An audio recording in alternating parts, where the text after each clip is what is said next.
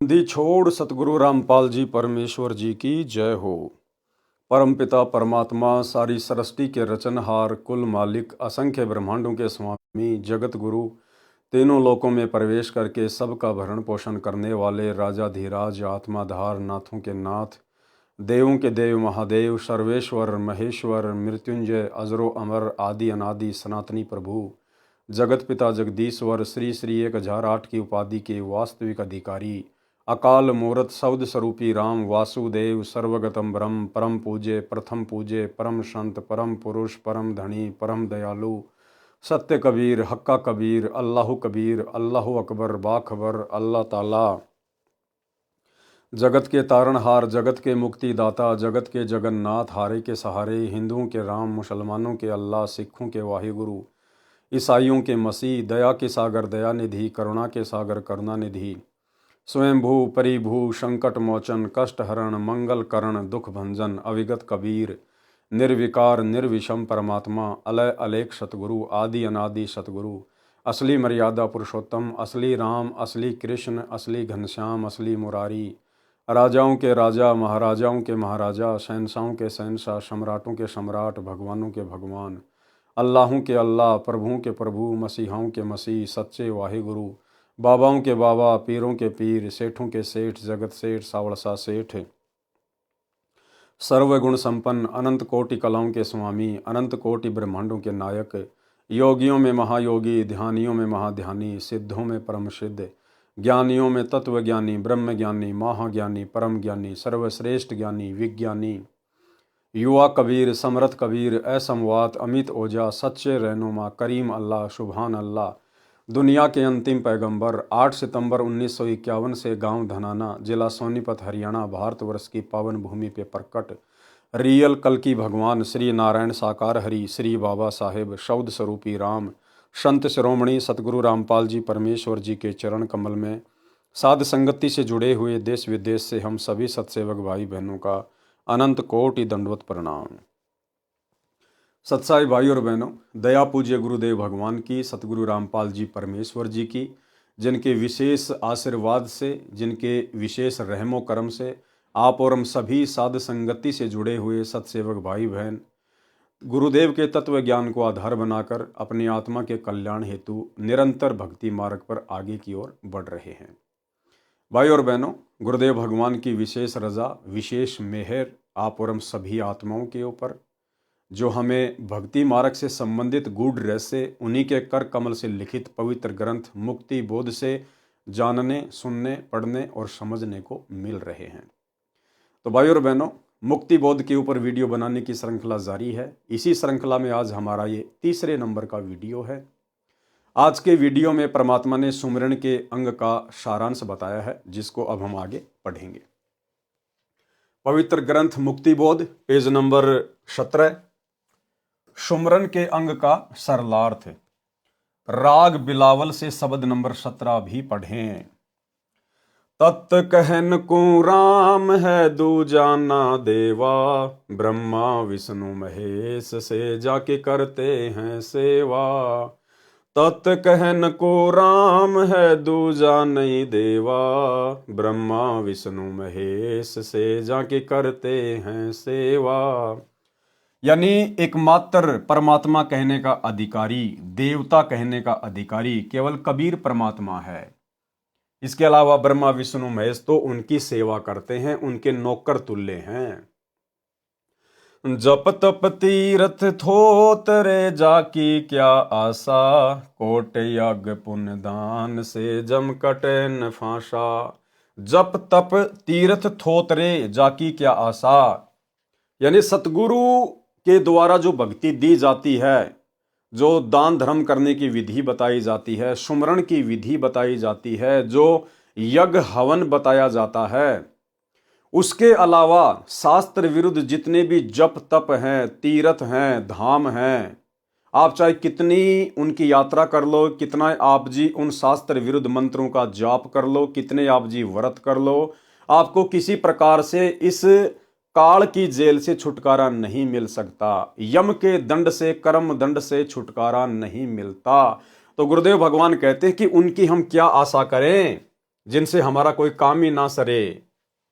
जब तब तीर्थ थो तरे जाकी क्या आशा, कोटि यज्ञ पुण्य दान से जम कटे न फाशा। चाहे करोड़ों गाय दान कर दो, करोड़ों यज्ञ हवन करवा दो, लेकिन काल का दंड नहीं मिट सकता। जप तप तीर्थ थो तरे जाकी क्या आशा, कोट यज्ञ पुण्य दान से जम कटे न फाशा। यहाँ देन वहाँ लेन है यो मिटे न झगड़ा, वह बिना पंथ की बाट है पावे को दगरा।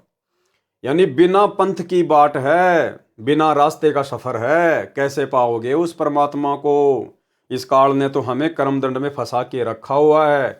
यहाँ लेन वहाँ देन है, यहाँ पर भक्ति करो जैसी भी आपको बता दी गई है, अपना भक्ति धन जमा करो और ऊपर जाकर ऊपर के लोकों में उसको समाप्त कर दो, अपने वो पुण्य भोग कर। तो परमात्मा कहते हैं ये झगड़ा तुम्हारा कभी नहीं मिटने वाला। इस प्रकार से जब तक तुम पूर्ण परमात्मा की शरण में नहीं आओगे, जो पूर्ण परमात्मा कबीर देव स्वयं सतगुरु बनकर तत्वदर्शी संत बनकर धरती पर प्रकट होते हैं अपना ज्ञान देने के लिए, जब तक हम इनकी शरण में नहीं आएंगे, इनके अनुसार जब तप नहीं करेंगे, सुमरण नहीं करेंगे, दान धर्म नहीं करेंगे, तब तक हमारा काल का कर्मदंड नहीं मिट सकता। यहाँ देन वहाँ लेन है यो मिटे न झगड़ा, वहाँ बिना पंथ की बाट है पावे को दगरा। बिन इच्छा जो देत है सो दान कहावे, फल बाचे नहीं तास का अमरापुर जावे। परमात्मा गुरुदेव भगवान हमें दान करने की विधि बता रहे हैं कि सबसे पहली बात तो ये कि दान हमेशा सुपात्र को किया जाता है। गुरु बिन माला फेरते गुरु बिन देते दान, गुरु बिन दोनों निष्फल है चाहे पूछो वेद पुराण। गुरु बिन दान पुण्य जो करही, मिथ्या होए कभू न फल ही। और सुपात्र वर्तमान में इस पूरी पृथ्वी पर केवल सतगुरु रामपाल जी हैं, और कोई सुपात्र नहीं है जो आपका ज्योति पाठ और दान का पैसा लेने का अधिकारी है। तो कहते हैं सुपात्र को ही दान करना चाहिए, और दान भी निष्काम भाव से, बिना किसी इच्छा के। कोई सांसारिक या भौतिक डिमांड इच्छा आपकी नहीं होनी चाहिए, अन्यथा वो दान आपका यहीं पे खत्म हो जाएगा। वो आपके मोक्ष में किसी प्रकार से कोई काम नहीं आएगा। और यदि हम बिना किसी इच्छा के दान धर्म करते हैं सुपात्र को, तो वो दान धर्म हमारी यहाँ की आवश्यक इच्छित सांसारिक भौतिक इच्छाओं की भी पूर्ति करेगा। यानी हमें यहाँ भी परमात्मा सर्व लाभ देंगे, संकट में हमारी सहायता करेंगे, और वो दान हमारा मोक्ष में भी सहायक होगा। इसलिए गुरुदेव भगवान साधक को कह रहे हैं कि जब भी आप दान पुण्य करो, ज्योति पाठ करो, तो निष्काम भाव से करो, मन में कोई इच्छा मत रखो सिवाय मोक्ष के, आत्म कल्याण के, फिर वो दोनों जगह काम करेगा। बिन इच्छा जो देत है सो दान कहावे, फल बाचे नहीं तास का अमरापुर जावे।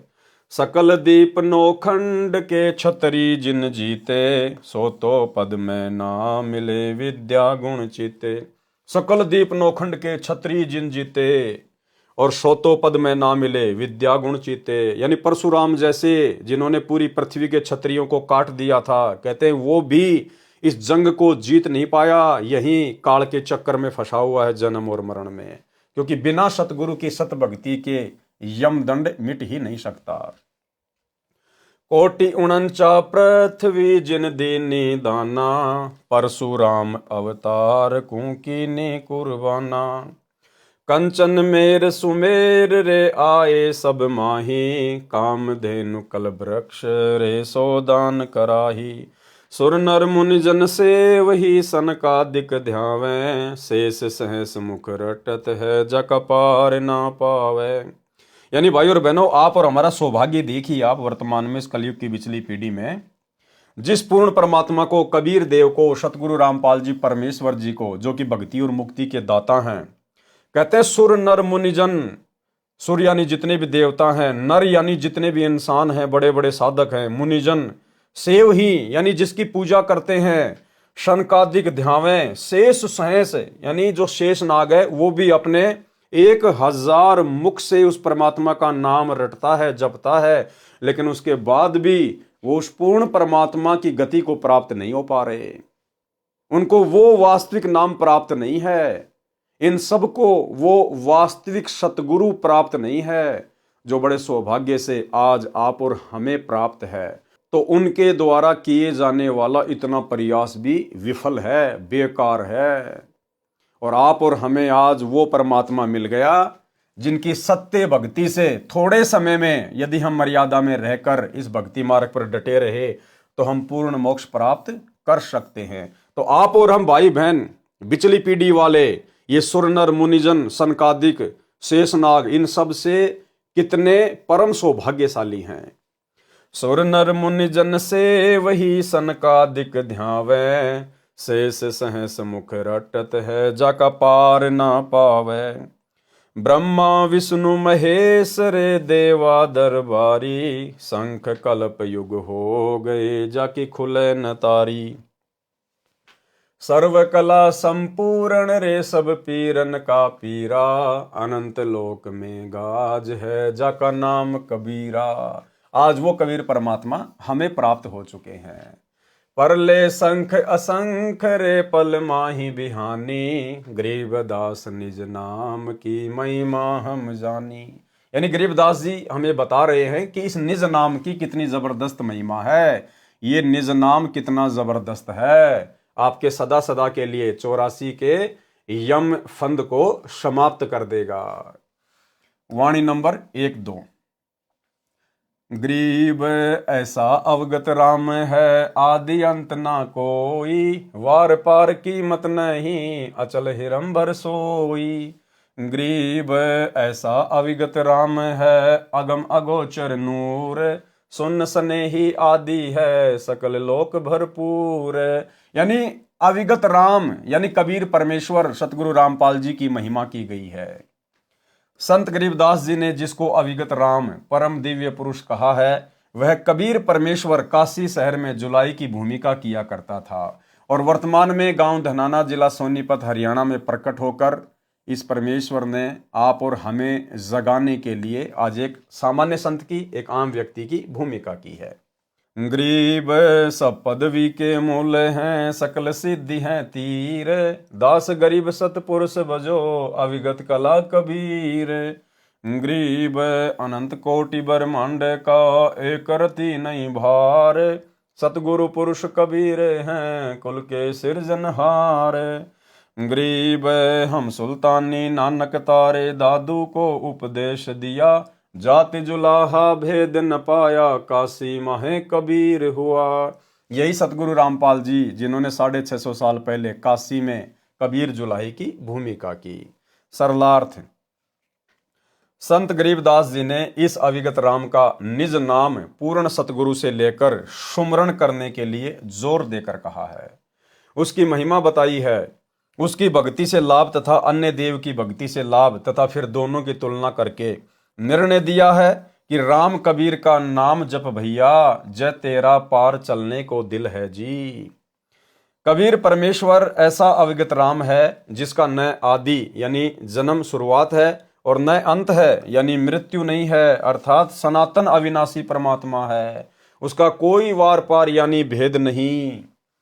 वह अनमोल, अचल, अचल यानी स्थायी है, हिरंबर यानी सोने की तरह सुनहरी रंग यानी तेजोमय है। जैसे एक पारस पत्थर है, उसके छोटे से टुकड़े को 1 क्विंटल के लोहे के गाटर या स्तंभ से छू दिया जाए तो पूरे स्तंभ को सोना यानी गोल्ड बना देता है। यदि 100 क्विंटल के लोहे के स्तंभ से छू दें तो उसको भी सोना बना देता है। यदि 1000 लाख क्विंटल के लोहे से घिसा दें तो उसे भी सोना बना देता है। इसी प्रकार उस पारस पत्थर के टुकड़े का मूल्य क्या बताया जाए, उसे अनमोल कहते हैं। और वो पारस भाई और बहनों सतगुरु रूप में आज आप और हमें मिल चुका है। क्या आकाश का फेर है, क्या धरती का तोल, क्या परमेश्वर की महिमा कहें, जैसे क्या पारस का मोल। इस प्रकार कबीर परमेश्वर अनमोल यानी बेस कीमत करतार है। अनमोल और बेस कीमत करतार, जिनकी कोई कीमत नहीं है।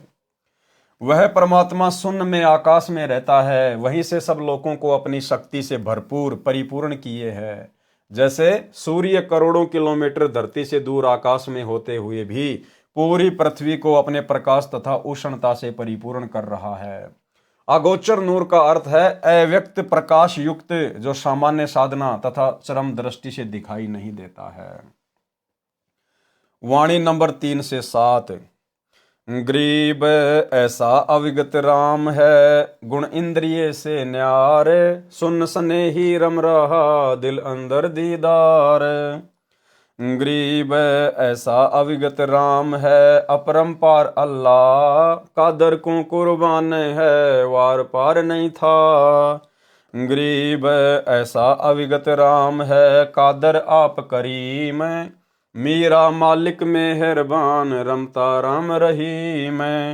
गरीब अलय अविगत राम है, बेच गुण चित माही, शब्द अतीत अगाध है, निर्गुण सरगुण नाही।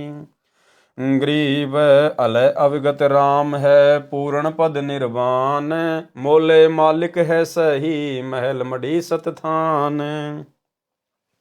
वाणी नंबर 3 से 7 का सरलार्थ, शब्दार्थ यानी कुछ शब्दों के अर्थ बताए हैं।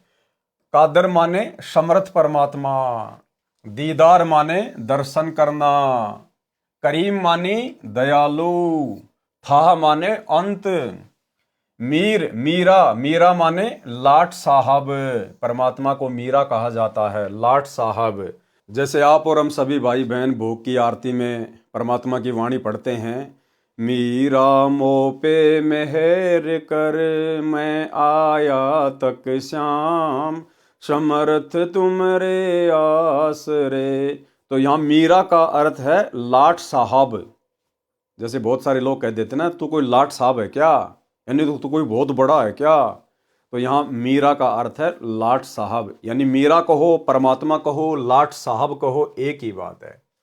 मीरा माने लाट साहब यानी नवाब, राजाओं जैसा शहंशाह। बेचगुण माने अव्यक्त, जिसको तत्व ज्ञान के अभाव से निराकार अर्थ कर रहे हैं। सतथान माने सत्य स्थान यानी सत्य लोक। पूर्ण पद निर्वाण मानी पूर्ण मोक्ष प्राप्त करने की पद्धति। और अल्लाह मौला मानी मालिक माने प्रभु। सरलार्थ किया है उन वाणियों का। कबीर जी ऐसे अविगत राम हैं जो तीनों गुणों तथा भौतिक शरीर की इंद्रियों से न्यारे हैं। कबीर जी ऐसे राम हैं जो तीनों गुण, रजगुण, सतगुण और तमोगुण से दूर हैं, और उनका शरीर जिस प्रकार आप और हमारी इंद्रियां हैं उस प्रकार से नहीं है, नूरी शरीर है। उनका शरीर तथा सामर्थ्य सबसे भिन्न और अधिक है, उसका कोई अंत नहीं है। वह बेचगुण यानी अव्यक्त है। जैसे सूर्य के सामने बादल छा जाते हैं उस समय सूर्य अव्यक्त होता है, उसी प्रकार परमात्मा और आत्मा के मध्य पाप कर्मों के बादल अड़े हैं, जिस कारण से परमेश्वर विद्यमान होते हुए भी अव्यक्त है, दिखाई नहीं देता। और भाई और बहनों, ये पाप कर्मों के बादल वर्तमान में गुरुदेव की लाखों की संगत में से केवल साध संगति से जुड़े हुए भगत भाई बहनों के हटे हैं, जिस कारण से आज हमें परमेश्वर सतगुरु रूप में बिल्कुल साक्षात दिखाई दे रहे हैं। आज वही कबीर परमात्मा, वही परमेश्वर सतगुरु रामपाल जी के रूप में धरती पर प्रकट हैं, आप और हमारे सतगुरुदेव के रूप में हैं। लेकिन आज भी सतलोक आश्रमों से जुड़े हुए 90% भाई बहन तत्व ज्ञान के अभाव में अपने सतगुरुदेव की पहचान नहीं कर पा रहे हैं। साध संगति से ना जुड़ पाने के कारण अपने गुरुदेव को कबीर परमेश्वर के रूप में नहीं पहचान पा रहे हैं, जबकि कबीर परमेश्वर साक्षात सतगुरु के रूप में धरती पर विद्यमान हैं, प्रकट हैं। लेकिन पाप कर्मों के कारण वे आत्माएं अपने गुरु को परमात्मा के रूप में नहीं देख पा रही हैं। जिस प्रकार गुरुदेव ने बताया कि सूर्य बिल्कुल विद्यमान है आकाश में, लेकिन बीच में बादल आ गए, जिस कारण से वो अव्यक्त हो गया, दिखाई नहीं दे रहा। वो प्रत्यक्ष है, विद्यमान है, लेकिन बादल बीच में आ गए। इसी प्रकार जब भगत के पाप कर्म ज्यादा होते हैं तो वो बादल की तरह आत्मा और परमात्मा के बीच में आ जाते हैं। साक्षात व्यक्त होने के बावजूद भी वो दिखाई नहीं देता। तो भाई और बहनों, ये जो पाप कर्म के बादल हैं ये केवल वर्तमान में साध संगति से जुड़े हुए भगत भाई बहनों को हटे हैं, जिस कारण से आज हमें वो कबीर परमात्मा अपने गुरु भगवान के रूप में स्पष्ट दिखाई दे रहे हैं। और हमने घर घर में परमेश्वर का आसन लगा दिया, सभी सत्सेवक भाई बहनों ने परमेश्वर का बेड लगा दिया, और गीता अध्याय 3 श्लोक 13 के अनुसार इस परमेश्वर को, पूर्ण परमात्मा को प्रतिदिन भोग लगाया जाता है, भोग की आरती के साथ। तो आप और हमें स्पष्ट दिखाई दे रहे हैं। क्यों? क्योंकि गुरुदेव की भक्ति से, गुरुदेव के आशीर्वाद से, हमारी भाव और श्रद्धा से हमारे जो पाप कर्म रूपी बादल थे वो हट गए हैं। उसी प्रकार परमात्मा और आत्मा के बीच पाप कर्मों के बादल अड़े हैं, जिस कारण से परमेश्वर विद्यमान होते हुए भी अव्यक्त है, दिखाई नहीं देता। ग्रीब जैसे सूरज के आगे बदरा, ऐसे कर्म छयारे, प्रेम की पवन करे चित मंजन, झलके तेज नयारे। भावार्थ, सत्य साधना शास्त्रोक्त विधि से करने से परमात्मा के प्रति प्रेम उत्पन्न होता है। सुमरण यानी सुमरण करना, जाप करना। सुमरण करते समय या परमेश्वर की महिमा सुनते तथा परमात्मा का विचार आने पर प्रभु प्रेम में आंसू बहने लगते हैं। कौन से प्रभु के प्रेम में? सतगुरु को याद करके, सतगुरु की मनमोहिनी सलोनी सूरत को याद करके। यदि भगत की आंखों में आंसू आते हैं तो समझो उसके पाप कर्म धीरे धीरे समाप्त हो रहे हैं, जो पाप कर्म नाश होने का प्रतीक होता है।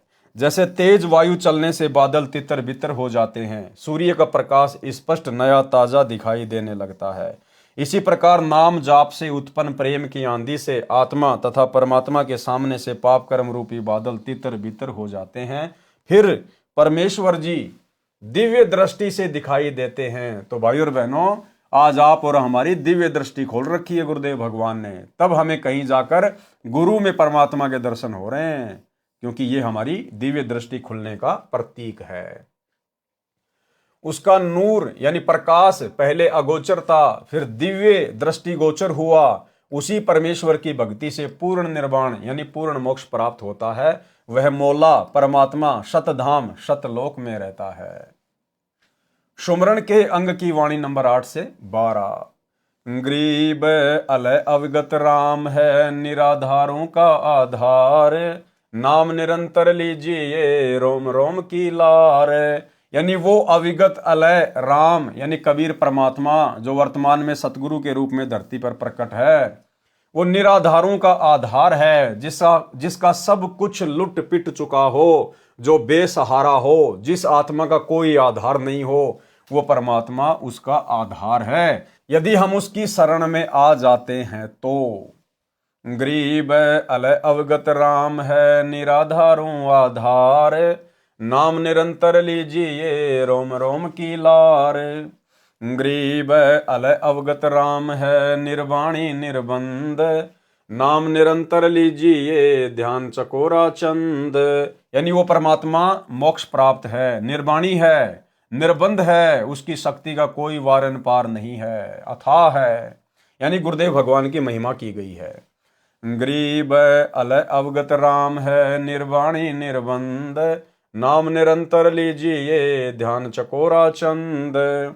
गरीब अलय अवगत राम है, कीमत कही न जाई, नाम निरंतर लीजिए मुख से कह न सुनाई। गरीब अलय अवगत राम है, निर्वाणी निर्बंध, नाम निरंतर लीजिए ज्यों हिल मिल मीन संबंध। गरीब दों दीन मद एक है, अलय अलेख पिछाण, नाम निरंतर लीजिए भक्ति हेतु उरान। वाणी नंबर 8 से 12 का सरलार्थ। अब गुरुदेव इन वाणियों का सरलार्थ लिख रहे हैं।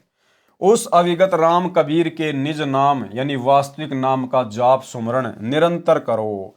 यानी जिस भी भगत भाई को प्रथम नाम मिला है या सतनाम मिला है या गुरुदेव से सार नाम मिला है, उसको निरंतर अन्य समस्त चिंताओं का परित्याग करके और निरंतर उस नाम का सुमरण करते रहना चाहिए।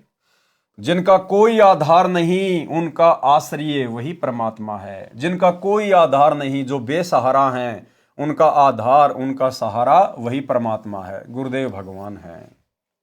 वह परमात्मा निर्वाणी यानी पूर्ण मोक्षदायक है, निर्बंध यानी स्वतंत्र है, उनके ऊपर किसी की हुकूमत यानी सत्ता नहीं चलती है। वह कुल का मालिक है। क्या कह रहे हैं भाई और बहनों? वह कुल का मालिक है। कौन? सतगुरु।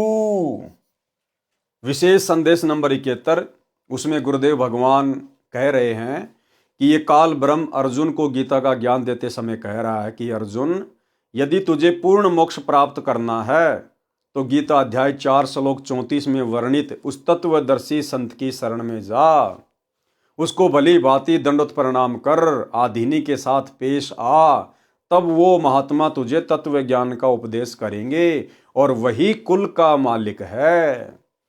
यानी काल ब्रह्म अर्जुन को कह रहा है कि वो तत्वदर्शी संत ही कुल का मालिक है, कुल का मालिक। तो आज भाई और बहनों, तत्वदर्शी संत की भूमिका में कौन है? सतगुरु रामपाल जी। तो सतगुरु रामपाल जी कौन है? कुल के मालिक। और कुल का मालिक कौन होता है? कबीर परमात्मा। सुनिए छोटा सा सत्संग। 15वें अध्याय के 17वें श्लोक में कहा कि उत्तम पुरुषत्व ने परमात्मा ही उदारते। उत्तम पुरुष, पुरुषोत्तम श्रेष्ठ परमात्मा तो कोई और है? जो परमात्मा कहा जाता है, परमात्मा, और जो तीनों लोकों में प्रवेश करके सबका धारण पोषण करता है, वो अविनाशी परमेश्वर। अब गीता यही समाप्त हो जाती है जब ये कहता है कि उस तत्व ज्ञान को किसी तत्वदर्शी शब्द से जाकर पूछो। मोक्ष उससे होना, जन्म मरण उससे मिटना, वृद्धावस्था का संकट उससे कटना। एक मालिक कुल का वही है, एक मालिक कुल का वही है, एक मालिक कुल का वही है। उसकी साधना कहाँ है? वो ना वेदों में।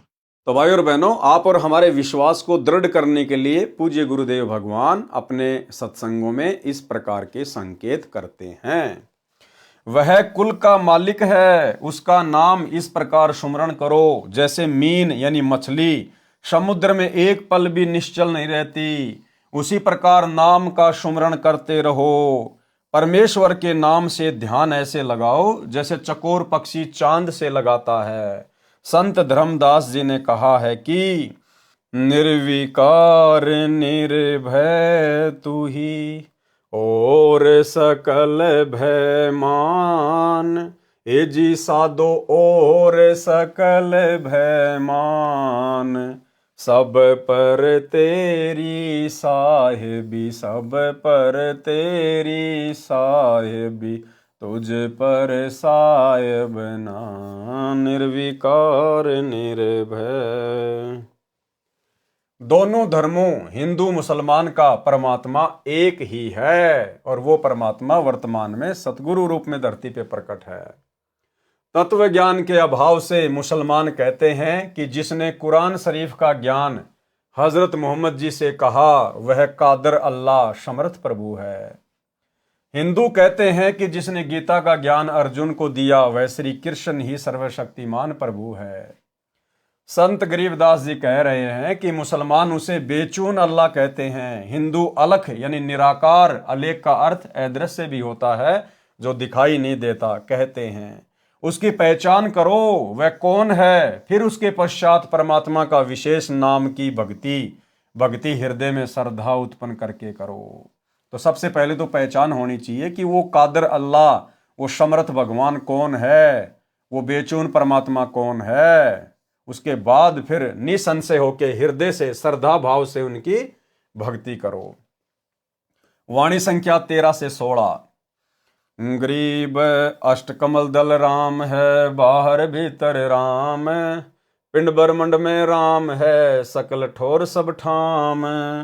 गरीब सकल व्यापी सुनने में, मन पवना गए राख, रोम रोम धुन होते है, सतगुरु बोले साख।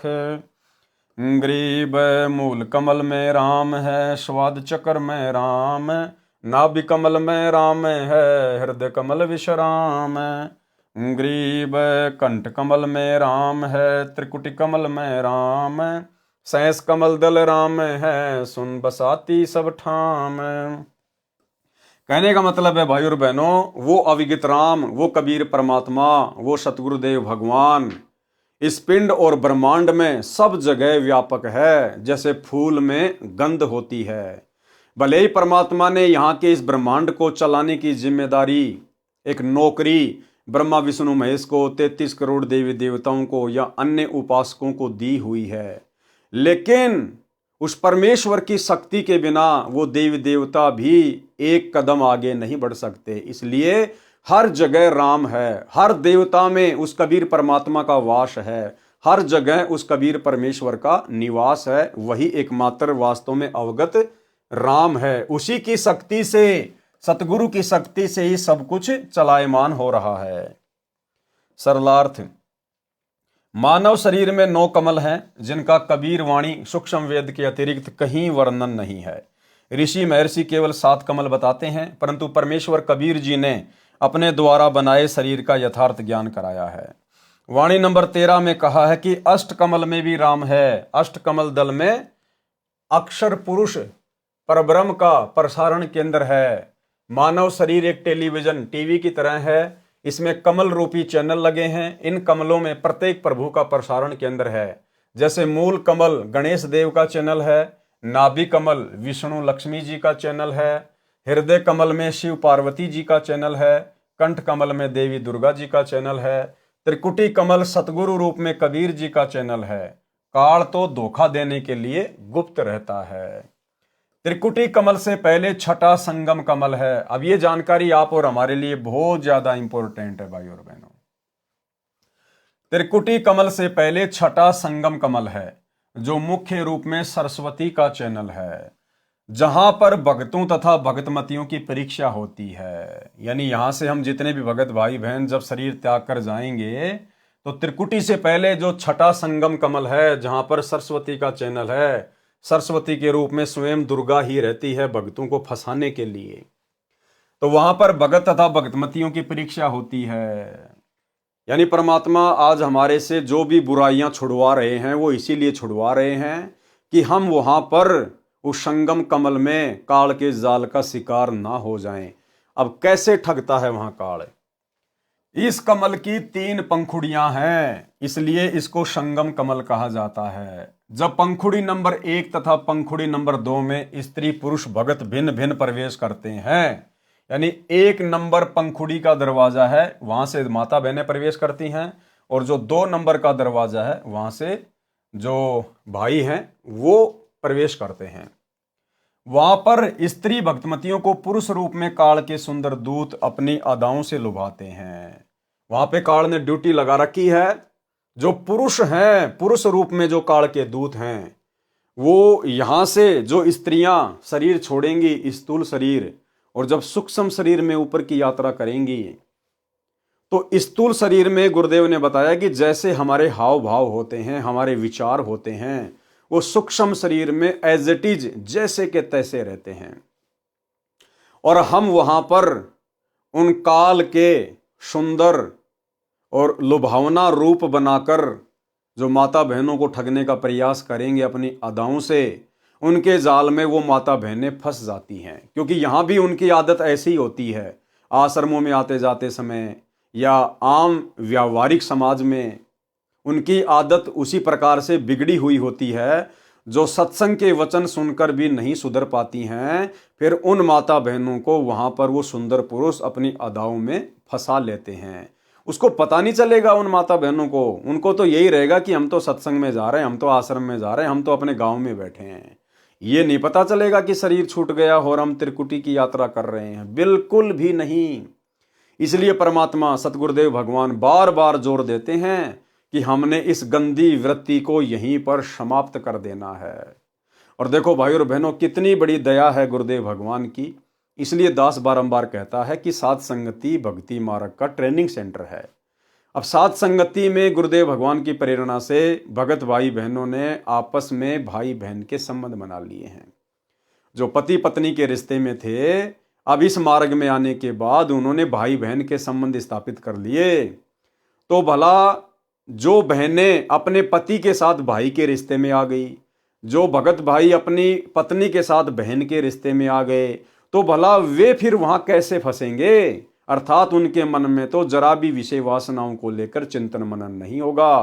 वो तुरंत समझ जाएंगे और सावधान हो जाएंगे जैसे वर्तमान में सतलोक आश्रमों में यदि कोई भगत भाई बहन उल्टी हरकतें करते हैं या साध संगति से जुड़ी हुई कोई निकम्मी आत्मा उल्टी हरकत करती है तो तुरंत सत्सेवक भाई बहन उनको समझाते हैं, उनको जगाते हैं कि तुम क्या कर रहे हो भैया, अरे मोक्ष प्राप्ति के लिए जुड़े हैं सतगुरु से, ये गंदे कर्म करते करते तो असंख्य योग बीत गए, 84 लाख योनियों में जाओगे यही कर्म करोगे, ये मनुष्य देह मिली है इसका सदुपयोग कर लो। तो भला अन्य भगत भाई बहनों को ज्ञान आधार से जो समझाते हैं और जो स्वयं भी उन कुकर्मों से दूर हैं, फिर वे आत्माएं वहां पर सचेत हो जाएंगी, वो ध्यान ही नहीं देंगी उनकी तरफ कि हमारा इनसे क्या लेना देना। यही बातें तो गुरुदेव भगवान हमारे को दिन रात बताया करते थे। तो साध संगति भक्ति मार्ग का ट्रेनिंग सेंटर है। और दूसरी तरफ सतलोक आश्रम, अब वहां की स्थिति स्वयं गुरुदेव भगवान अपने मुख कमल से बयान कर रहे हैं कि इन आश्रमों के तो कोऑर्डिनेटरों की भी अभी तक गंदी वृत्ति नहीं निकली है। अपनी गुरु बहनों के प्रति कितनी अश्लील नजर है, कैसी कैसी गंदी हरकतें करते हैं ये, कैसे कैसे इनके विचार हैं। आप स्वयं गुरुदेव के मुख कमल से सुन लीजिए कि इन आश्रमों में अभी तक क्या हो रहा है। सुनिए। विचार कर रहा हूं कि हम कौन है, कहां से आए। आपस में खेचातानी रखते हो अभी भी भगत हो गए। अच्छे इंसान तो जगत वाली बिना करते ऐसा जैसे भगत कर रही है। अच्छे इंसान तो जगत वाली बिना करते ऐसा जैसे भगत कर रही है। अच्छे इंसान तो जगत वाली बिना करते ऐसा जैसे भगत कर रही है। किसी को छोटी सी सेवा दे देते, कोऑर्डिनेटर बना दिया, उन्होंने सोचा मैं खुदा बन गया। और इतना शिक्षा तो करें,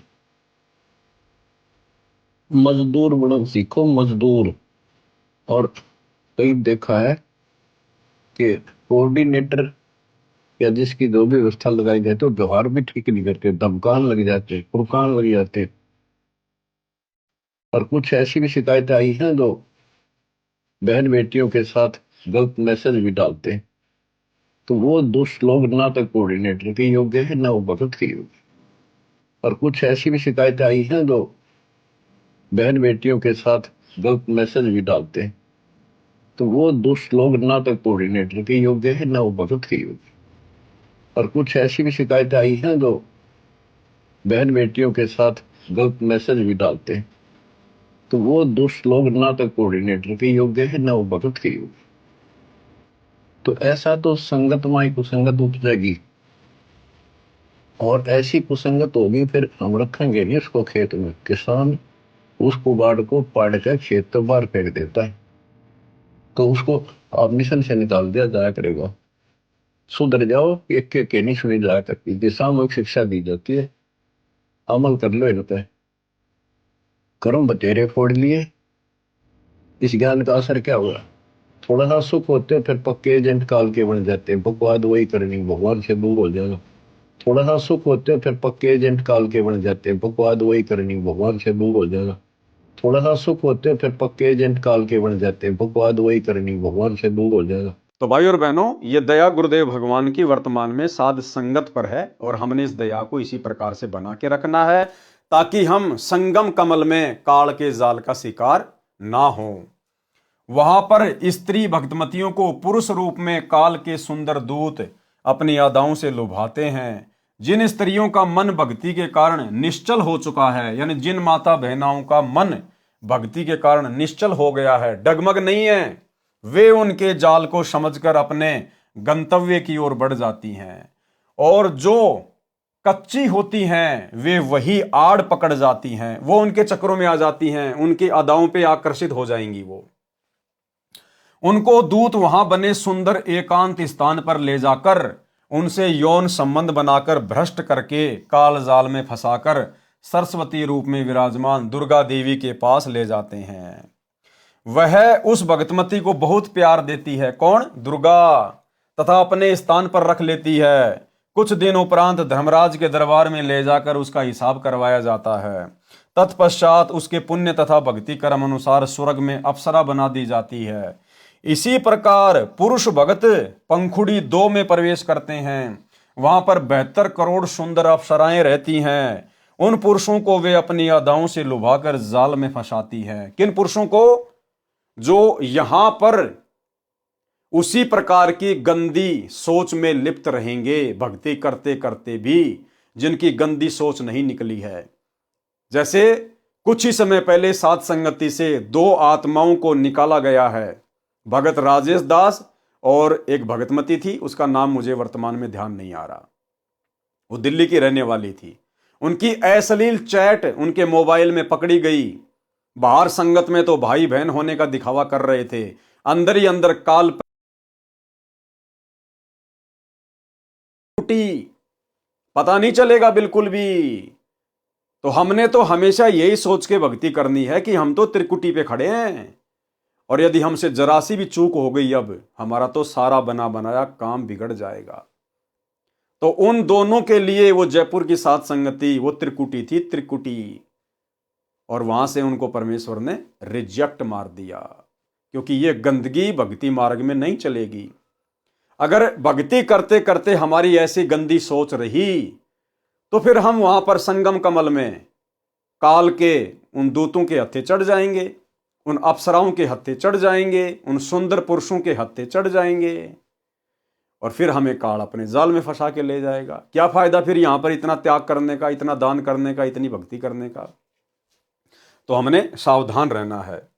जो उस जाल को इस ज्ञान से समझ जाता है वह उनकी ओर देखता तक नहीं है।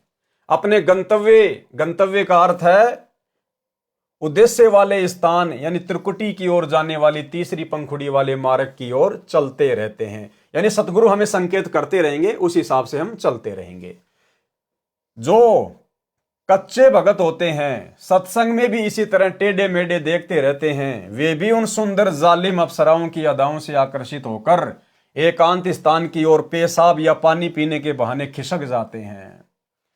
जैसे वो राजेश दास जयपुर की सात संगति में जिसको आउट कर दिया गया, वो सत्संग में बार बार मोबाइल फोन लेकर बाहर जाके, एक दीवार थी उसके नीचे बैठकर कि मुझे कोई नहीं देख रहा, अंदर सारे सात संगत वाले गुरुजी की महिमा कर रहे हैं, और वहां बैठकर वो बातें करता था, वो अश्लील चैटिंग किया करता था। तो इसी प्रकार से वहां होगा, वो अप्सराएं उस मजनू को पकड़ के ले जाएंगी एकांत स्थान पर, और उसको लगेगा मुझे यहां कोई नहीं देख रहा, मैं बिल्कुल सुरक्षित हूं। जैसे वो डंडे के पास में बैठ के मोबाइल पे बात कर रहा था कि मैं सुरक्षित हूं, लेकिन भैया सुरक्षित कोई नहीं है। जो कच्चे भगत होते हैं, सत्संग में भी इसी तरह टेढ़े मेढ़े देखते रहते हैं, वे भी उन सुंदर जालिम अप्सराओं की अदाओं से आकर्षित होकर एकांत स्थान की ओर पेशाब या पानी पीने के बहाने खिसक जाते हैं।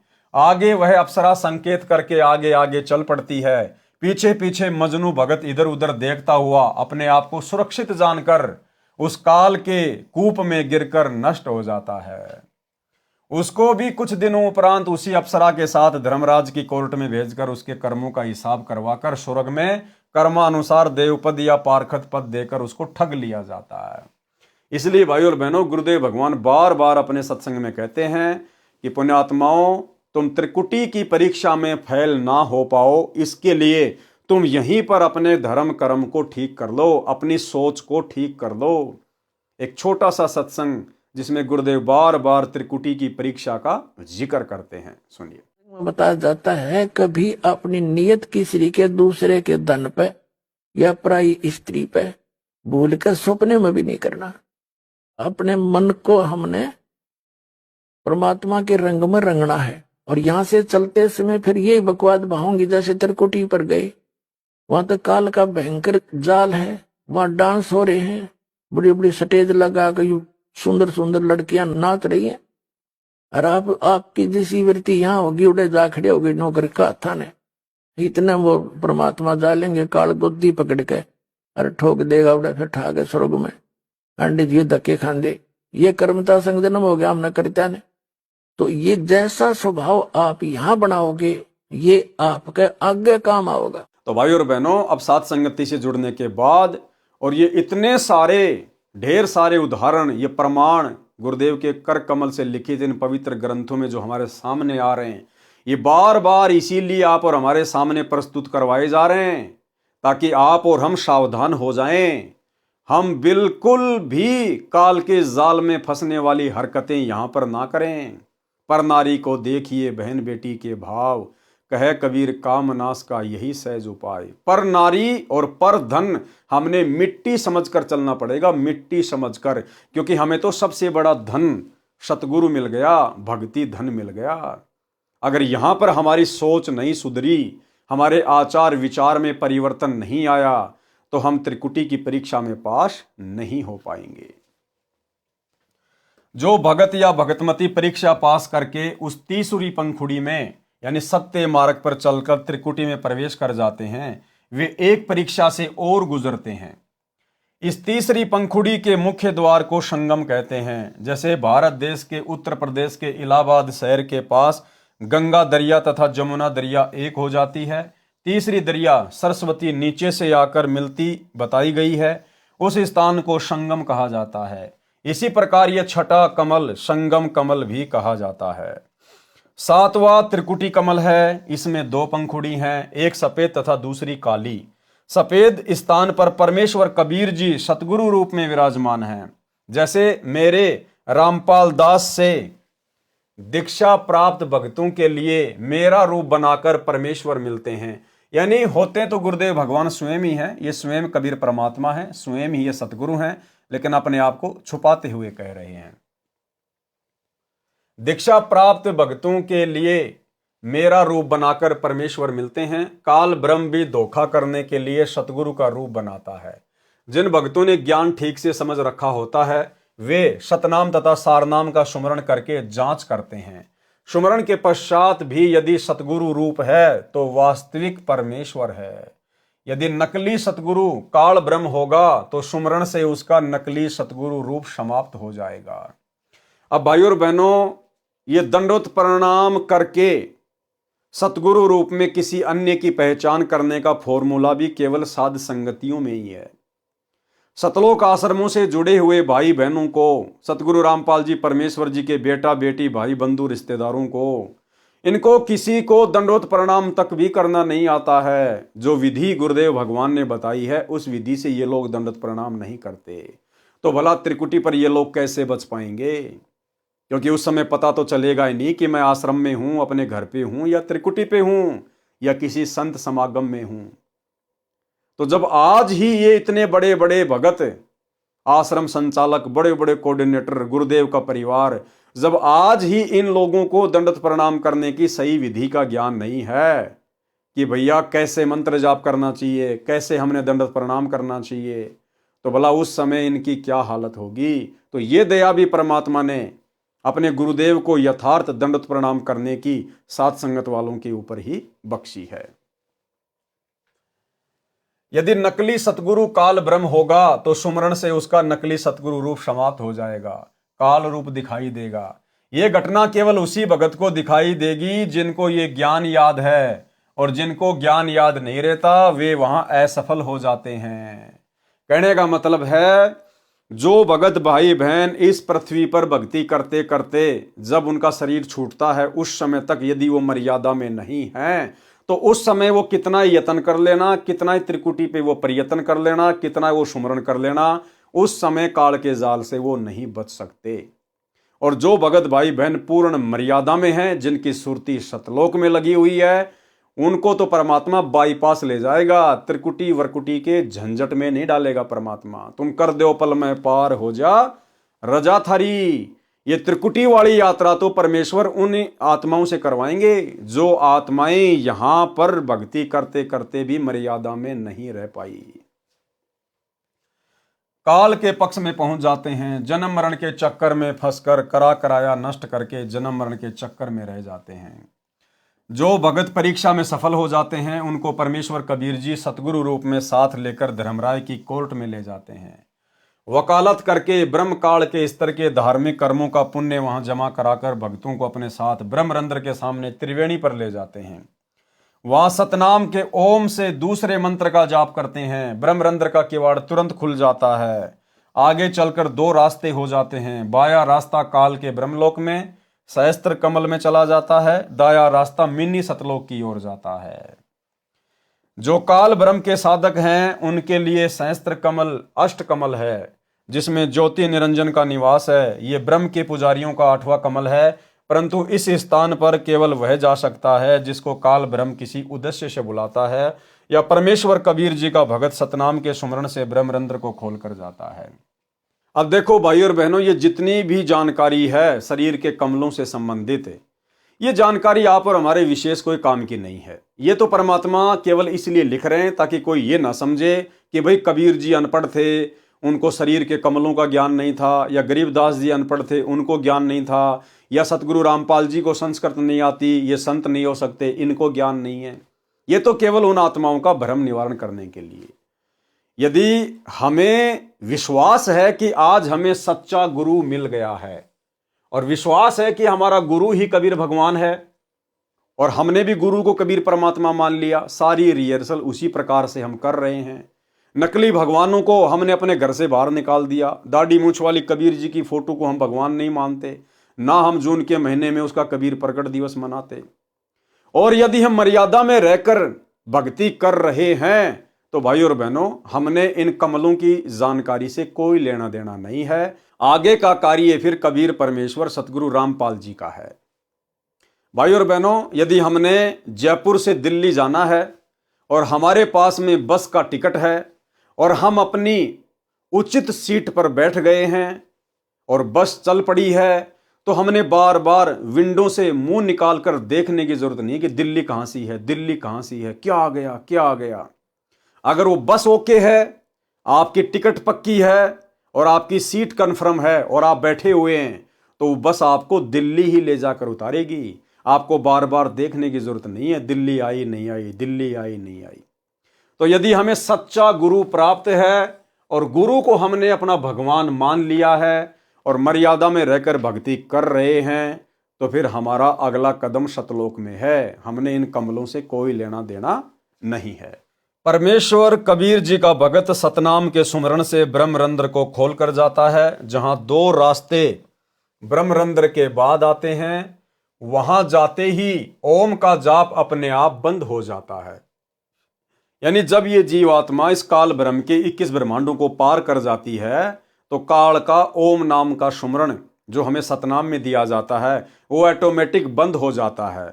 और फिर ऊपर नीचे की श्वास से केवल अक्षर पुरुष का जो दूसरा मंत्र है सतनाम में जो हमें दिया जाता है, केवल वही दोनों श्वासों से चलता रहता है, ऑटोमेटिक होता है। वहां जाते ही ओम का जाप अपने आप बंद हो जाता है। केवल सतनाम के दूसरे मंत्र का जाप चलता रहता है। श्वास यानी श्वास लेते समय और छोड़ते समय यही मंत्र चलेगा। साथ में सारनाम भी दोनों अंदर बाहर श्वासों में चलेगा। गरीब सोहम सोहम धुन लगे, दर्द बंद दिल माही, सतगुरु पर्दा खोल ही अगम दीप ले जाही। दाईं ओर चलने पर वह अष्ट कमल आएगा जो अक्षर पुरुष वाला चैनल है, जिसकी 10 पंखुड़ियां हैं। इसके आगे मिनी सतलोक है जो 9वां कमल है। इसकी असंख्य पंखुड़ियां हैं। परम अक्षर पुरुष यानी सत्य पुरुष का चैनल है। इस प्रकार प्रत्येक कमल में राम यानी प्रभु है, परंतु पूर्ण परमात्मा सत्य पुरुष कुल का मालिक होने से प्रत्येक कमल में अपनी अदृश्य शक्ति से विद्यमान रहता है, जैसे फूल में गंध रहती है। इस 9वें कमल का संबंध हृदय कमल जो चौथा कमल शिव पार्वती का है उसमें भी है। मिनी सतलोक वाला सीन दृश्य वहां भी टीवी की तरह एक कोने में चलता रहता है। वहां परमेश्वर अन्य रूप में होने से पहचान नहीं आता, उसे कोई ऋषि जानकर विशेष महत्व नहीं देते। संत गरीबदास जी ने कहा है कि सकल व्यापी यानी सब कमलों तथा सर्व ब्रह्मांडों में व्यापक परमात्मा शून्य यानी आकाश में रहता है। उसकी सत्ता सब पर है। वह सकल व्यापी यानी वासुदेव है। गीता अध्याय 3 श्लोक 15 में सर्वगतम ब्रह्म का अर्थ है सर्वव्यापी ब्रह्म यानी वासुदेव परम अक्षर ब्रह्म है। हे साधक, तू मन तथा श्वास को नाम मंत्र पर दृढ़ता से लगाए रखे। वाणी नंबर 17 से 21। गरीब अचल अभंगी राम है, गलता ना दमलीन, सुरत नृत्य के अंतरे बाजे अनहद बीन। गरीब राम कहा तो क्या हुआ, उर्मे नहीं यकीन, चोर मुझे घर लूटे ही 5-25 3। गरीब एक राम कहते राम हैं, जिनके दिल हैं एक, बाहर भीतर रम रहा पूर्ण ब्रह्म अलेख। गरीब राम नाम निज सार है, मूल मंत्र मन माही, पिंड ब्रह्मंड से रहित है, जननी जाया नाही। गरीब राम रटत ना ढील कर, हरदम नाम उचार, अमी महारस पीजियो यो तत् बारंबार।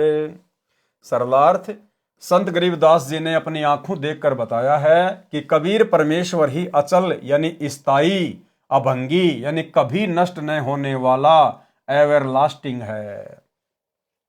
नाम का जाप सुरती तथा नृत्य से यानी ध्यान लगाकर करने से सतलोक में होने वाली धुन सुनाई देने लगेगी। यदि पूर्ण विश्वास के साथ राम नाम यानी दीक्षा में प्राप्त मंत्र का जाप नहीं किया तो नाम जपाने जप के बराबर है।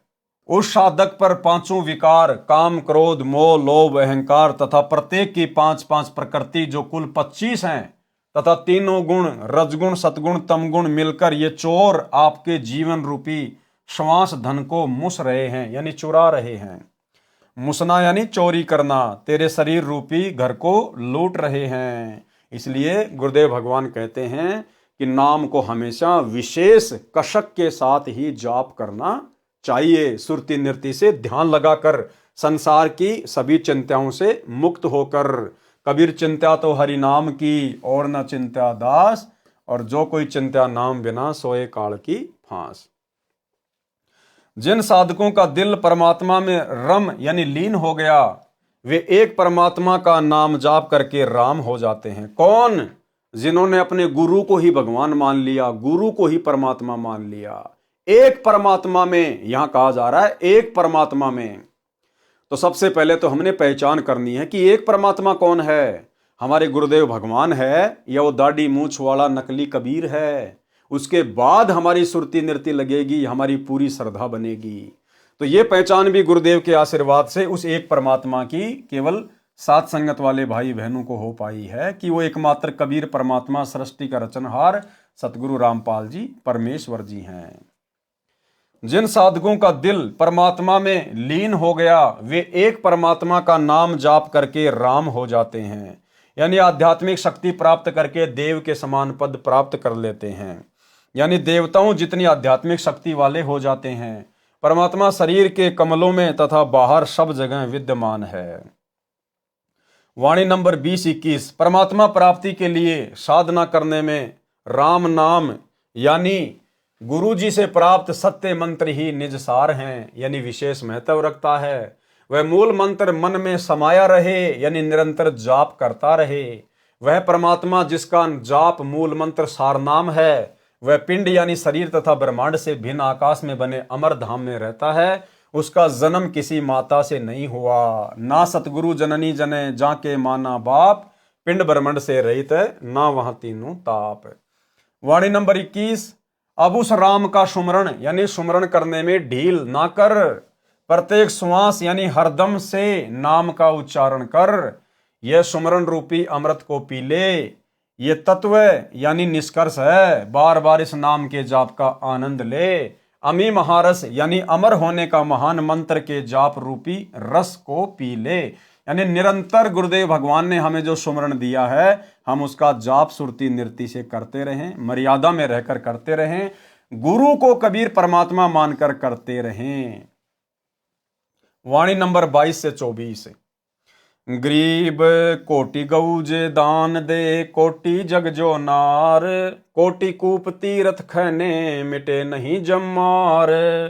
गरीब कोटिक तीरथ व्रत करी, कोटि गज कर दान, कोटि असुव विप्रो दिए मिटे न खेचा तान। गरीब पार्वती के उर्धरा अमर भीषण माही, सुखदेव की 84 मिट्टी निरालम निज नाम।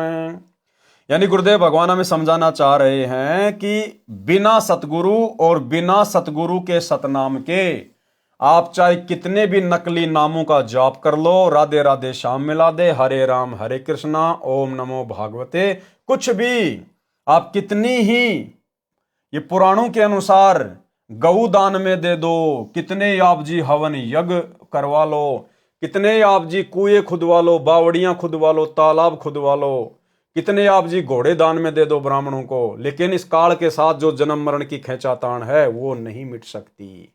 वो तो केवल सतगुरु की शरण में आकर, सतगुरु को परमात्मा मानकर, और सतगुरु ने हमें जो दीक्षा मंत्र दिए हैं उनका अंतिम श्वास तक मर्यादा में रहकर सुमरण करने से ही कटेगा। सरलार्थ संत गरीबदास जी ने परमेश्वर कबीर जी से प्राप्त अध्यात्म ज्ञान को बताया है कि यदि यथार्थ नाम जाप करने को नहीं मिला, यथार्थ नाम वर्तमान में केवल सतगुरु के पास है, तो चाहे पुराणों में वर्णित धार्मिक क्रियाएं करोड़ों गाय दान करो, करोड़ों धर्म यज्ञ तथा जोनार जिमणवार किसी खुशी के अवसर पर भोजन कराना करो, चाहे करोड़ों कुएं खुदवाओ, करोड़ों तीर्थों के तालाबों को गहरा कराओ, जिससे जम मार काल की चोट यानी कर्म का दंड समाप्त नहीं होगा। चाहे करोड़ों तीर्थों का भ्रमण करो, करोड़ों व्रत रखो, करोड़ों हाथी दान करो, चाहे करोड़ों घोड़े ब्राह्मणों को दान करो, उससे जन्म मरण तथा कर्म के दंड से होने वाली खींचातान यानी दुर्गति समाप्त नहीं हो सकती। भक्ति मुक्ति के दाता सतगुरु भक्ति मुक्ति के दाता, और उस साहिब के हुक्म बिना नहीं तरवर पात हिलनता। केवल गुरु ही भक्ति और मुक्ति के दाता हैं। वाणी नंबर 24 का भावार्थ है कि जैसे पार्वती पत्नी शिव शंकर को जितना अमृतत्व है, भगवान शिव जितनी आयु नाम प्राप्ति के बाद जिएगी, फिर दोनों की मृत्यु होगी, इतना मोक्ष भी देवी जी को शिव जी को गुरु मानकर निज मंत्रों का जाप करने से प्राप्त हुआ है। ऋषि वेद व्यास जी के पुत्र सुखदेव जी को अपनी पूर्व जन्म सिद्धि का अहंकार था, जिस कारण से बिना गुरु धारण किए ऊपर के लोकों में सिद्धि से उड़कर चला जाता था। जब श्री विष्णु जी ने उसे समझाया और स्वर्ग में रहने नहीं दिया, तब उसकी बुद्धि ठिकाने आई। राजा जनक से दीक्षा ली, तब सुखदेव जी की उतनी मुक्ति हुई जितनी मुक्ति उस नाम से हो सकती थी। परमेश्वर कबीर जी अपने विधान अनुसार राजा जनक को भी त्रेता युग में मिले थे। उनको केवल हरियम नाम जाप करने को दिया था, क्योंकि वे श्री विष्णु जी के भगत थे। वही मंत्र सुखदेव को प्राप्त हुआ था, जिस कारण से वे श्री विष्णु के लोक के स्वर्ग रूपी होटल में आनंद से निवास कर रहे हैं। वहीं से विमान में बैठकर राजा परीक्षित को भागवत कथा सुनाने आए थे, फिर वही लौट गए। ग्रीब ऋषभ देव के आइया कवि नामे करतार, नो योगेश्वर में रमा जनक विदेही उधार। भावार्थ, परमेश्वर कबीर जी अपने विधान अनुसार कि परमात्मा ऊपर के लोक में निवास करता है, वहां से गति करके आता है, सतलोक से गति करके आता है, अच्छी आत्माओं को मिलता है, उनको अपनी वाणी द्वारा भक्ति करने की प्रेरणा करता है। जैसे आज गुरुदेव भगवान ने सत्संग यानी वाणी द्वारा आप और हमें भक्ति करने की प्रेरणा दी है। आदि आदि जो पूर्व में विस्तार से लिख दिया है। राजा ऋषभ देव जैन धर्म के प्रथम तीर्थंकर को मिले थे। अपना नाम कबीर देव बताया था। ऋषभ देव जी ने अपने धर्म गुरुओं ऋषियों से सुन रखा था कि परमात्मा का वास्तविक नाम वेदों में कवि यानी कबीर देव है। परमात्मा कवि ऋषि नाम से ऋषभ देव को भक्ति की प्रेरणा देकर अंतर ध्यान हो गए थे। नौ नाथों गोरखनाथ, मच्छंद्रनाथ, जलंधरनाथ, चरपटनाथ आदि आदि को समझाने के लिए उनको मिले तथा राजा जनक विदेही यानी विलक्षण शरीर वाले को विदेही कहते हैं, उनको सत्य ज्ञान बताकर उनको सही दिशा दी। राजा जनक से दीक्षा लेकर सुखदेव ऋषि को स्वर्ग प्राप्त हुआ, परंतु वह पूर्ण मोक्ष नहीं मिला जो गीता अध्याय 15 श्लोक 4 में कहा है। ये सौभाग्य तो भाई और बहनों आप और हमें प्राप्त हुआ है। तत्वदर्शी संत से तत्व ज्ञान समझने के पश्चात आध्यात्मिक अज्ञान को तत्व ज्ञान रूपी शस्त्र से काटकर उसके पश्चात परमेश्वर के उस परम पद की खोज करनी चाहिए, जहां जाने के पश्चात साधक लौटकर संसार में कभी नहीं आते। जिस परमेश्वर से संसार रूपी वृक्ष की प्रवृत्ति विस्तार को प्राप्त हुई है, यानी जिस परमेश्वर ने संसार की रचना की है, केवल उसी की भक्ति करो। यानी जब हमें सतगुरु मिल जाए और सतगुरु का जब हमें तत्व ज्ञान सुनने को मिल जाए, सतगुरु का तत्व ज्ञान सबसे बड़ा शस्त्र है जो अज्ञान, पाखंड और शास्त्र विरुद्ध साधनाओं का सत्यानाश कर देता है। उसके बाद साधक की सुरति फिर सतलोक में लग जाती है, अपने गुरु के चरणों में लग जाती है और वही साधक अंत में पूर्ण मोक्ष प्राप्त कर पाता है। वाणी नंबर 24 में यही स्पष्ट किया है कि यदि स्वर्ग जाने की भी तमन्ना है तो वे विशेष निज मंत्रों के जाप से ही पूरी होगी, परंतु ये इच्छा तत्व ज्ञान के अभाव से है। जैसे गीता अध्याय 2 श्लोक 46 में बहुत सटीक उदाहरण दिया है कि सब ओर से परिपूर्ण जलाशय प्राप्त हो जाने पर छोटे जलाशय में मनुष्य का जितना प्रयोजन रह जाता है, उसी प्रकार तत्व ज्ञान की प्राप्ति के पश्चात विद्वान पुरुष का वेदों यजुर्वेद सामवेद अर्थर्वेद ऋग्वेद में प्रयोजन रह जाता है। भावार्थ, तत्व ज्ञान की प्राप्ति के पश्चात अन्य देवताओं से होने वाले क्षणिक लाभ, स्वर्ग व राज्य प्राप्ति से अधिक सुख, समय तथा पूर्ण मोक्ष, गीता अध्याय 15 श्लोक 4 वाला मोक्ष जो परमेश्वर परम अक्षर ब्रह्म, गीता अध्याय 8 श्लोक 3, 8, 9, 10, 20 से 22 वाले परमेश्वर के जाप से होता है, उसकी जानकारी के पश्चात साधक की जितनी श्रद्धा अन्य देवताओं में रह जाती है। यानी जब हमें सतगुरु मिल जाएगा, सतगुरु से हमें पूरा तत्व ज्ञान मिल जाएगा, सृष्टि रचना का अनमोल ज्ञान सुनने को मिल जाएगा, अध्यात्म का दाना दाना सतगुरु हमें समझा देगा, उसके बाद हमारी आस्था यहाँ के देवी देवताओं के लोक में जाने की, स्वर्ग में जाने की बनेगी ही नहीं। जिस प्रकार आदमी किसी छोटे तालाब के सहारे है और यदि उसको किसी बड़े तालाब का पता चल जाए तो बड़े तालाब की प्राप्ति के बाद जैसी आस्था उसकी छोटे तालाब में रह जाती है, ऐसी स्थिति सतगुरु से पूर्ण ज्ञान प्राप्त करने के बाद इन देवी देवताओं की भक्ति और इनके लोकों में रह जाती है। कबीर एक साधे सब सदे, सब साधे सब जाए, माली सींचे मूल को फले फूले अघाए। और भाई वो एकमात्र साधना के योग्य परमात्मा वर्तमान में सतगुरु रामपाल जी हैं। भावार्थ, गीता अध्याय 15 श्लोक 1 से 4 को इस अमृतवाणी में संक्षिप्त करके बताया है कि जो ऊपर को मूल वाला तथा नीचे को तीनों गुण रजगुण ब्रह्मा, सतगुण विष्णु, तमगुण शिव रूपी शाखा वाला संसार रूपी वृक्ष है। कबीर अक्षर पुरुष एक पेड़ है, निरंजन वाकी डार, तीनों देवा शाखा हैं, पात रूप संसार। जैसे पौधे को मूल की ओर से यानी जड़ की ओर से पृथ्वी में रोपण करके जड़ की सिंचाई की जाती है, तो उस जड़ परमात्मा परम अक्षर ब्रह्म की पूजा से पौधे की परवरिश होती है। तब तना, डार, शाखाओं तथा पत्तों का विकास होकर पेड़ बन जाता है। छाया, फल तथा लकड़ी सर्व प्राप्त होती हैं, जिसके लिए पौधा लगाया जाता है। यदि पौधे की शाखाओं को यानी पौधे की टहनियों को मिट्टी में रोपकर जड़ों को ऊपर करके सिंचाई करेंगे तो भक्ति रूपी पौधा नष्ट हो जाएगा। इसी प्रकार एक मूल यानी भक्ति का मूल कौन होता है? सतगुरु, एक परमात्मा। इसी प्रकार एक मूल परम अक्षर ब्रह्म रूप परमेश्वर की पूजा करने से सर्वदेव विकसित होकर साधक को बिना मांगे फल देते हैं, जिसका वर्णन गीता अध्याय 3 श्लोक 10 से 15 में भी है। इस प्रकार ज्ञान होने पर भगत का प्रयोजन उसी प्रकार अन्य देवताओं से रह जाता है, जैसे झील की प्राप्ति के पश्चात छोटे जलाशय में रह जाता है। छोटे जलाशय पर आश्रित को ज्ञान होता है कि यदि 1 वर्ष बारिश नहीं हुई तो छोटे तालाब का जल समाप्त हो जाएगा, उस पर आश्रित भी संकट में पड़ जाएंगे। झील के विषय में ज्ञान है कि यदि 10 वर्ष भी बारिश न हो तो भी जल समाप्त नहीं होता। इसी प्रकार सतगुरु के तत्व ज्ञान से भगत को यह पता चल जाता है कि यदि मैंने सतगुरु की भक्ति नहीं की, सतलोक वाली भक्ति नहीं की, और यदि देवी देवताओं की भक्ति करके इनके लोक में चला गया तो यहाँ तो थोड़े समय का सुख है, उसके बाद फिर मेरे को 84 लाख योनियों में डाला जाएगा, नरक में डाला जाएगा। इसलिए फिर उस साधक की आस्था उन देवी देवताओं में और उनके लोकों में जाने की बनेगी नहीं। फिर वो केवल बड़ी झील के निकट जाने का प्रयास करेगा, सतलोक की भक्ति करेगा, जहां पर सर्व सुख हैं, अखंड सुख हैं। वह व्यक्ति छोटे जलाशय को छोड़कर तुरंत बड़े जलाशय पर आश्रित हो जाता है। भले ही छोटे जलाशय का जल पीने में झील के जल जैसा ही है, परंतु पर्याप्त व चिरस्थायी नहीं है। इसी प्रकार अन्य देवताओं रजगुण ब्रह्मा, सतगुण विष्णु, तमगुण शिव जी की भक्ति से मिलने वाले स्वर्ग का सुख बुरा नहीं है, परंतु क्षणिक है, यानी थोड़े समय के लिए है, पर्याप्त नहीं है। इन देवताओं तथा इनके अतिरिक्त किसी भी देवी देवता, पितर व भूत पूजा करना गीता अध्याय 7 श्लोक 12 से 15, 20 से 23 में मना किया है। इसलिए भी इनकी भक्ति करना शास्त्र विरुद्ध होने से व्यर्थ है, जिसका गीता अध्याय 16 श्लोक 23-24 में प्रमाण है।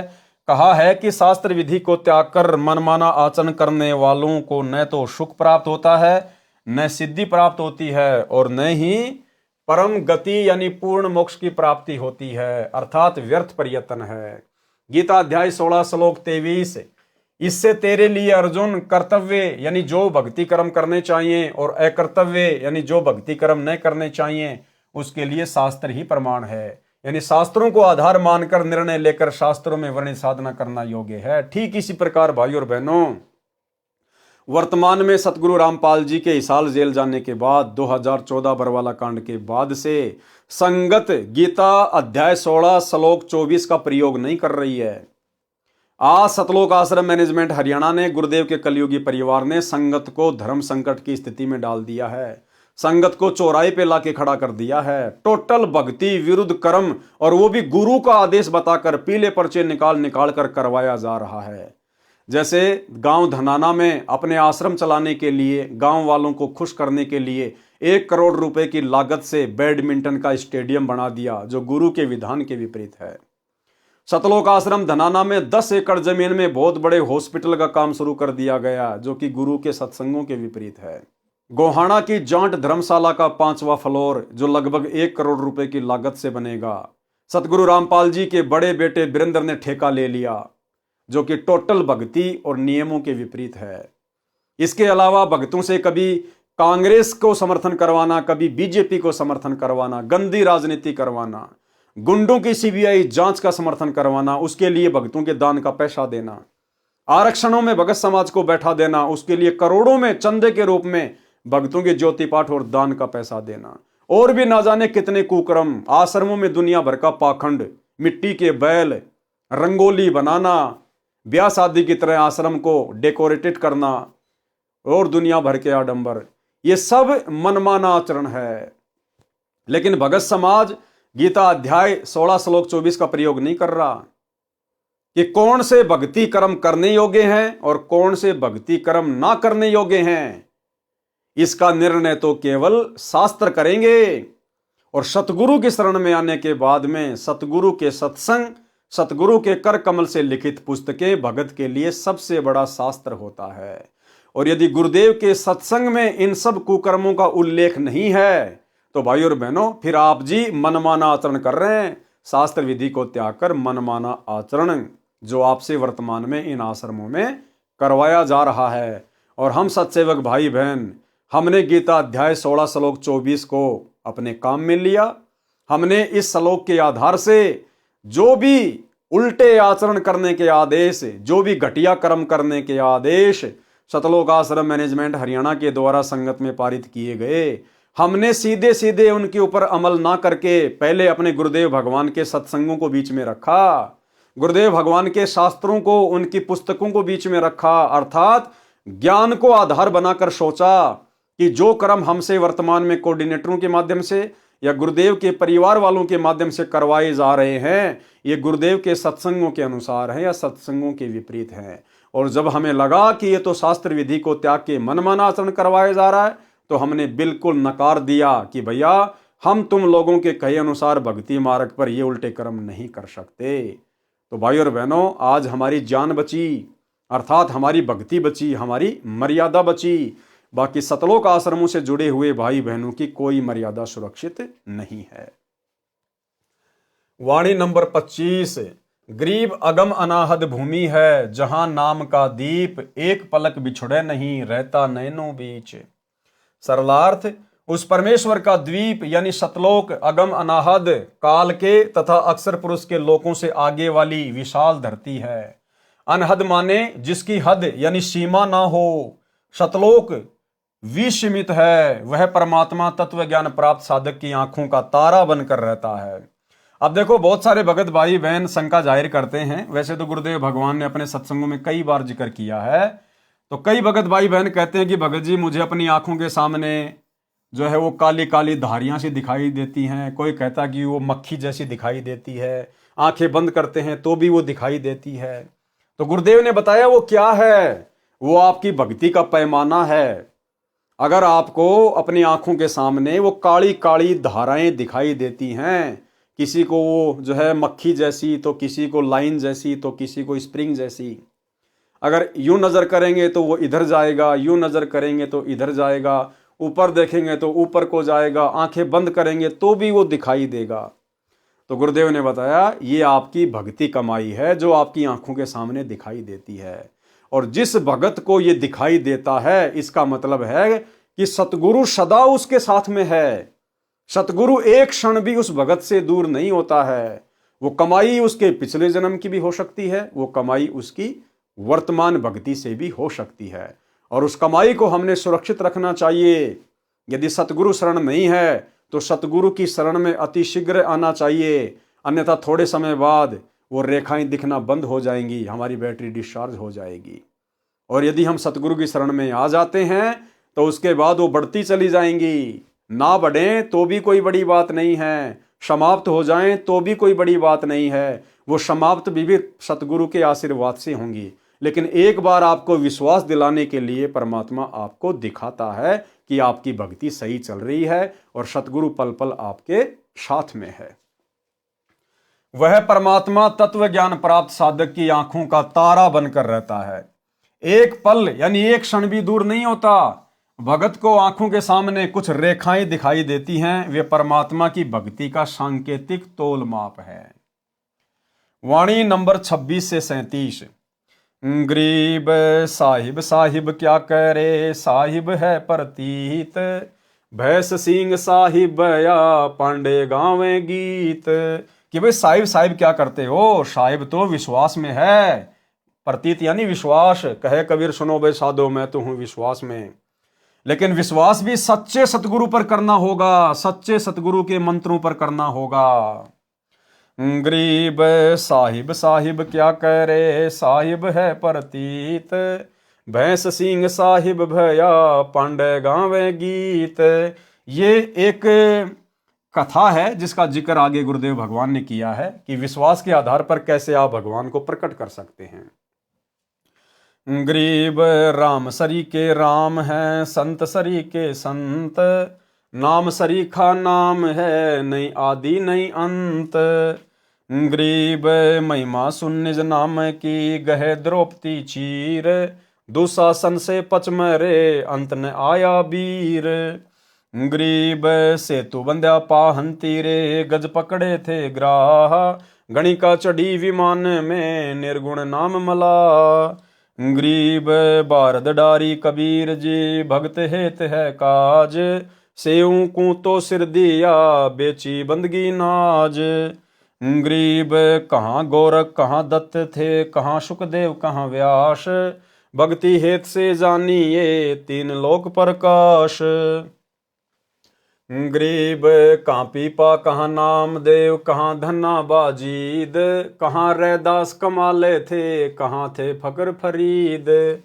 गरीब कहाँ नानक दादू होते, कहाँ ज्ञानी हरिदास, कहाँ गोपी चंद भरथरी ये सब सतगुरु पाश। गरीब कहाँ जंगी चरपट होते, कहाँ अधम सुल्तान, भक्ति हेत प्रकट भये सतगुरु के परवान। गरीब कहाँ नारद प्रहलाद थे, कहाँ अंगद कहाँ शेष, कहाँ विभीषण दूरु होते भगत हिरंबर पेश। गरीब कहाँ जयदेव थे कपिल मुनि, कहाँ रामानंद साध, कहाँ दुर्वासा कृष्ण थे भक्ति आदि अनाद। गरीब कहाँ ब्रह्मा कहाँ वेद थे, कहाँ शनकादिक चार, कहाँ शंभु कहाँ विष्णु थे भक्ति हेत दीदार। सरलार्थ संत गरीबदास जी ने बताया है कि साहिब साहिब यानी राम राम क्या करता फिरता है। साहिब तो प्रतीत यानी विश्वास में है। जैसे भैंस का टूटा हुआ सींग जो व्यर्थ कूड़े में पड़ा था, वह भगत के विश्वास से साहिब यानी परमात्मा बन गया। पंडित गुरु को विश्वास नहीं था, वह केवल परमात्मा की महिमा के गुणगान निज स्वार्थ के लिए कर रहा था। भैंस का सींग बना भगवान। तो भाई और बहनों, आज के वीडियो में हम केवल इतना ही लेंगे। आज पवित्र ग्रंथ मुक्ति बोध के ऊपर हमारा ये तीसरे नंबर का वीडियो था। कल रात्रि 8 बजे इसके चौथे नंबर के वीडियो में हम आगे बढ़ेंगे और परमेश्वर ने इन वाणियों का सरलार्थ किया है। अब धीरे धीरे बहुत सारी जो कथाएं हैं वो आगे चलना शुरू हो जाएंगी। उन कथाओं के माध्यम से हमारा विश्वास बढ़ेगा, हमारी दृढ़ता बढ़ेगी और धीरे धीरे हम इसी प्रकार से अपने गुरुदेव के प्रति पूर्णतया समर्पित हो जाएंगे और हमें इतना ज्ञान हो जाएगा, इतनी जानकारी हो जाएगी, और ज्ञान से ही भय बनता है, भय बिना भक्ति नहीं होती, और हम कभी सौपन में भी सतगुरु की मर्यादा तोड़ने का ख्याल अपने दिमाग में नहीं लाएंगे, तभी हम भक्ति मार्ग पर सफल हो पाएंगे। तो आज की वीडियो में केवल इतना ही। कल रात्रि 8 बजे फिर जुड़िए। तब तक गुरुदेव भगवान हम सबको आज्ञा दें, इजाजत दें, आशीर्वाद दें। बंदी छोड़ सतगुरु रामपाल जी भगवान की जय हो।